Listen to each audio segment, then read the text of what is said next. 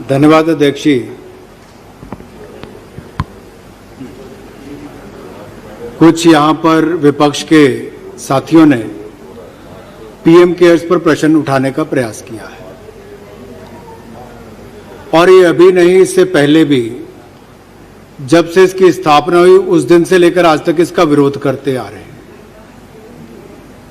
लेकिन विरोध के पीछे तर्क तो हो। केवल कहने के लिए विरोध करना, जैसा ये ईवीएम खराब है, चुनाव के समय विरोध करते थे लेकिन एक बार नहीं कई बार चुनाव हारे। फिर कहा जनधन खराब है, फिर कहा डिमोनेटाइजेशन खराब है, फिर कहा ट्रिपल तलाक खराब है, फिर कहा जीएसटी खराब है, फिर कहा 3 तलाक खराब है। आपको तो हर चीज में खराबी नजर आती है। सच्चाई यह है कि आपकी नीयत खराब है। आपकी नीयत खराब है। नीयत और सोच खराब होने के कारण आप एक अच्छे कदम को भी खराब नजरिए से देख रहे हैं।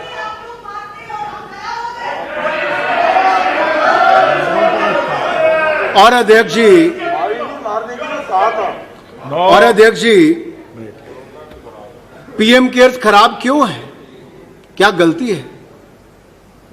एक नहीं कई बार आप हाई कोर्ट से सुप्रीम कोर्ट गए कई विषयों को लेकर, लेकिन अंत में उसका नतीजा क्या निकला? हाई कोर्ट या सुप्रीम कोर्ट हर कदम पर हर कोर्ट ने पीएम केयर्स के हक में अपना निर्णय दिया, इनके हित में नहीं दिया है। आखिर क्या क्या चुनौतियां दी इन्होंने तो इसको सेटअप करने के लिए कि आपने बनाया ही गलत है, आपने उसको चुनौती दी, सुप्रीम कोर्ट ने आपके उसको खारिज कर दिया और संवैधानिक रूप से उसको वैध बताया गया। यही नहीं सर, ये अप्रैल महीने में चले गए थे सर। मार्च में बना, अप्रैल महीने में उसके विरोध में चले गए।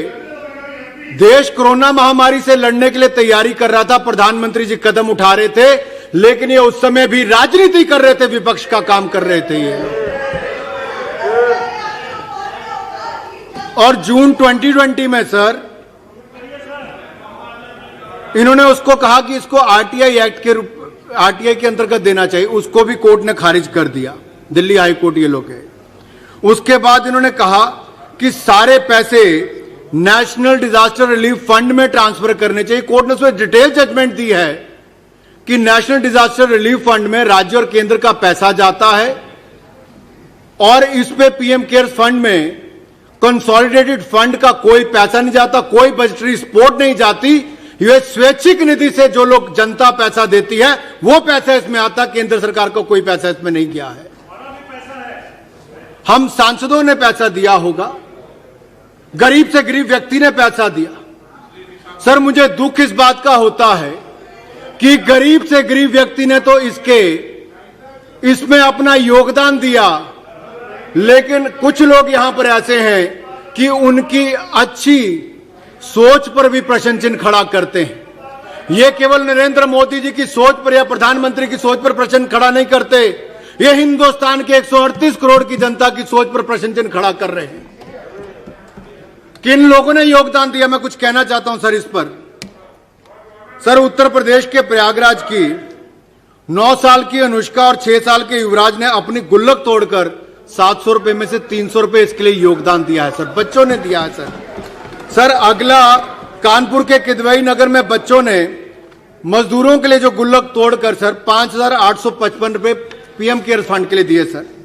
उत्तर प्रदेश के मिर्जापुर की सर 10 साल की बेटी सुहानी ने 4,091 रुपए पीएम केयर फंड के लिए दिए सर। बीड़ की रहने वाली एक रिटायर्ड टीचर ने 5 लाख रुपए पीएम केयर फंड में दिया सर। सुनो भाई, क्या दिक्कत है सर? अगर योगदान देने वालों के लिए भी सर, जिन बच्चों ने अपनी गुल्लक तोड़कर पैसा दिया उनका नाम सुनने के लिए भी राजी नहीं है, तो शर्म आनी चाहिए सर इस सोच के ऊपर। सर उत्तराखंड की अगस्त मुनि 80 साल की वीरांगना सर दर्शना देवी जी सर 10 किलोमीटर पैदल चलकर बैंक आई और अपने जीवन भर की पेंशन 2 लाख रुपया पीएम केयर्स में दी थी सर। 2 लाख रुपया सर दिल्ली के जयप्रकाश नगर के 82 वर्ष के महेंद्र सिंह सर 1 लाख रुपए पीएम केयर्स फंड के लिए दे दिया सर। सर उत्तराखंड के गौचर के 60 साल की देवकी भंडारी ने सर 10 लाख रुपए पीएम कर। सर नेता हो, अभिनेता हो, मजदूर हो, कर्मचारी हो, सांसद हो या विधायक हो, हर किसी ने अपनी ओर से देने का प्रयास किया है, क्योंकि ये लड़ाई देश की लड़ाई थी और इस लड़ाई में प्रधानमंत्री मोदी जी ने पीएम केयर फंड की स्थापना करके करने का काम किया सर। सर अभी उसमें मुझे बहुत कुछ कहना है सर। सर इनका असली चेहरा तो दिखाना बाकी है सर। सर इसमें कम से कम आधे घंटे का समय तो चाहिए होगा सर, क्योंकि नहीं वो आज जो बिल की फुल डिबेट पे समय बोलना सर इनका सर या तो आप ये कह लीजिए अभी तो किया तो मुझे विस्तार में अपनी बात अभी रखने का, या सर चर्चा के समय मुझे अपनी पूरी बात रखने का अवसर मिले। चर्चा के समय पूरा मौका सर मैं एक बात जरूर कहना चाहता हूं, प्रधानमंत्री जब आप चर्चा करने आए तो मेरे विपक्ष के लोगों से अनुरोध रहेगा, कृपया करके प्रधानमंत्री नेशनल रिलीफ फंड को पढ़कर आए। 1948 में सर शाही हुक्म की तरह उस समय के प्रधानमंत्री नेहरू जी ने कह दिया पीएम नेशनल रिलीफ फंड बना दो। 1948 से लेकर आज तक उसकी रजिस्ट्रेशन तक नहीं हो पाई। यहां सर 48 तक उसकी रजिस्ट्रेशन आज तक नहीं हो पाई।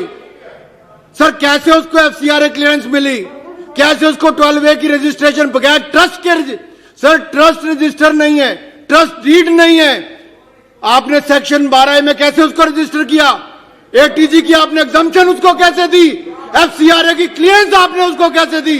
मैं पूछना चाहता हूं आप लोगों से, हमने यहां पर पीएम केयर्स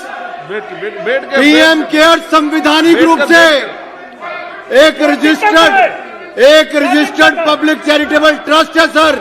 मैं खुली चुनौती देता हूं विपक्ष को, किसी भी मुद्दे पर चर्चा कर ले, यह संवैधानिक रूप से पब्लिक चैरिटेबल ट्रस्ट है, हिंदुस्तान की 138 करोड़ की जनता के लिए है।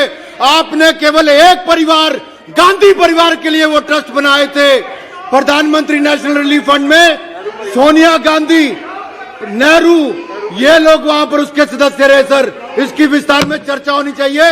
दूध का दूध, पानी का पानी हो, देश को आपका असली चेहरा नजर आना चाहिए सर इसके ऊपर।